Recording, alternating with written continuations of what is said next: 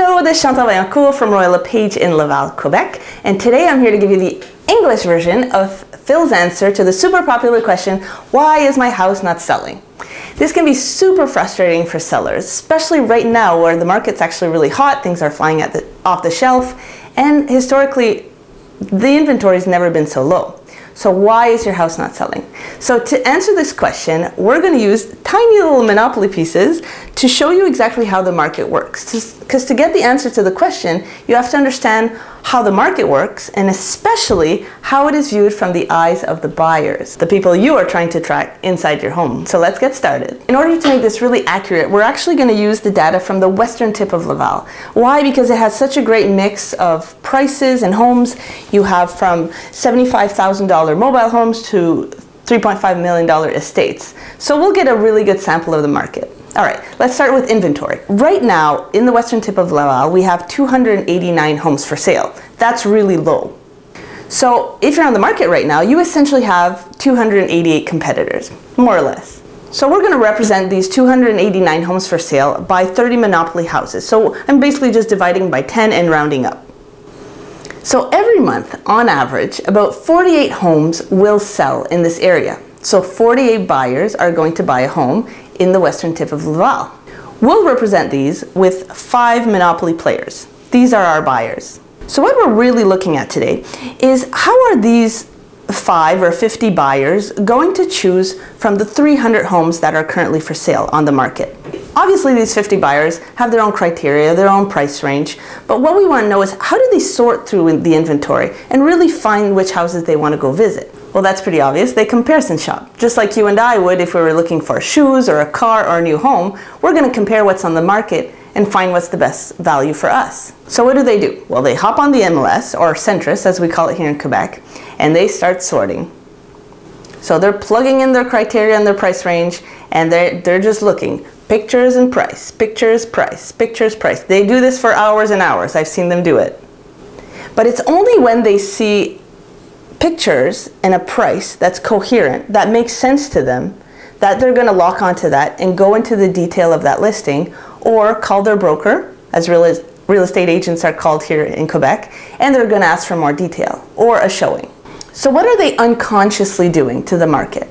Well, all the buyers together, they're basically ranking the market. They're sorting it according to what?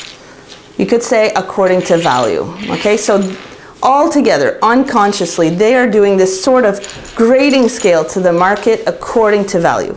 So here we would have like the best valued home that's on the market, and here we would have like the worst valued home. Let's put them over here.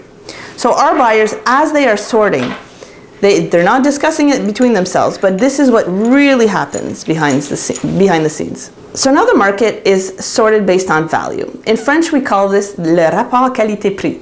In English, you could say bang for buck. So maybe this house over here is a 3-bedroom house with a garage on a quiet street, completely renovated, and it's bang on market value. And here we would have a 1-bedroom house on cinder blocks on a boulevard, and it's listed at $1 million. So this would be the worst valued house, and everything in between.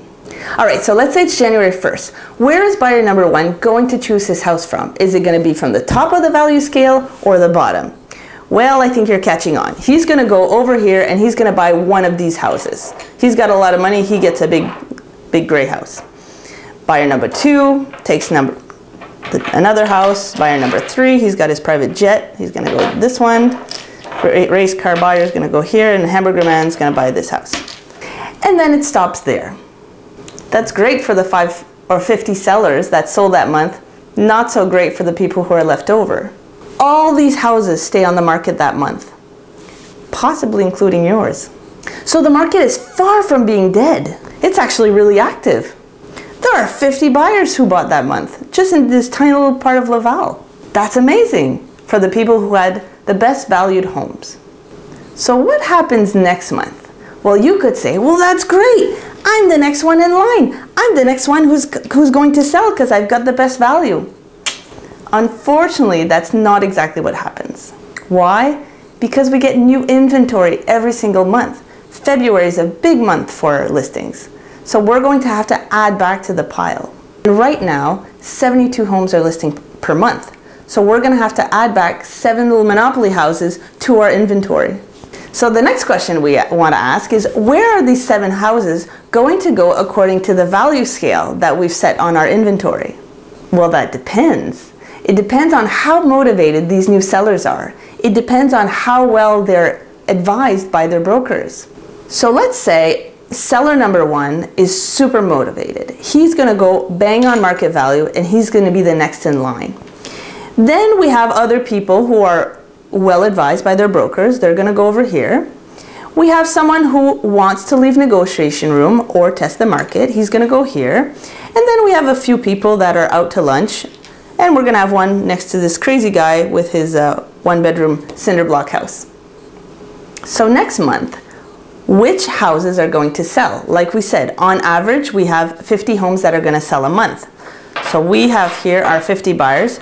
Just to be generous, we're going to say there's 60 buyers this month because it's February. It's a high month. Are you catching on? That's right. They're going to get, again, the best priced houses according to their criteria. So the ones that have the best value for them. And they're going to be taken right from the top of the scale.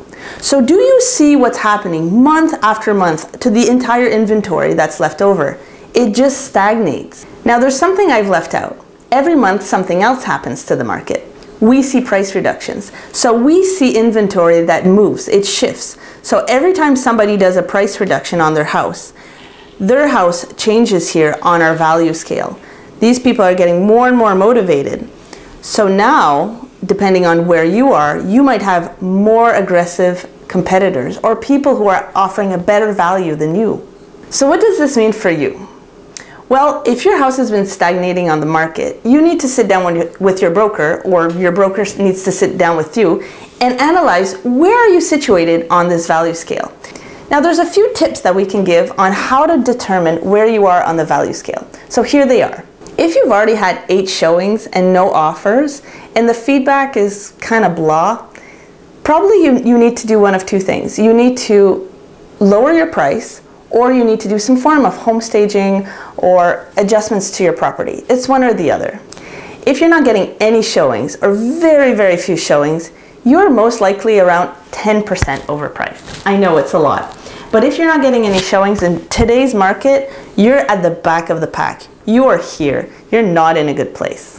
Now, if you're getting quite a few showings but no offers, you might be only 5% overpriced. So a little 5% price reduction would just get you from this part of the pack all the way to here and being the next in line for the new buyers.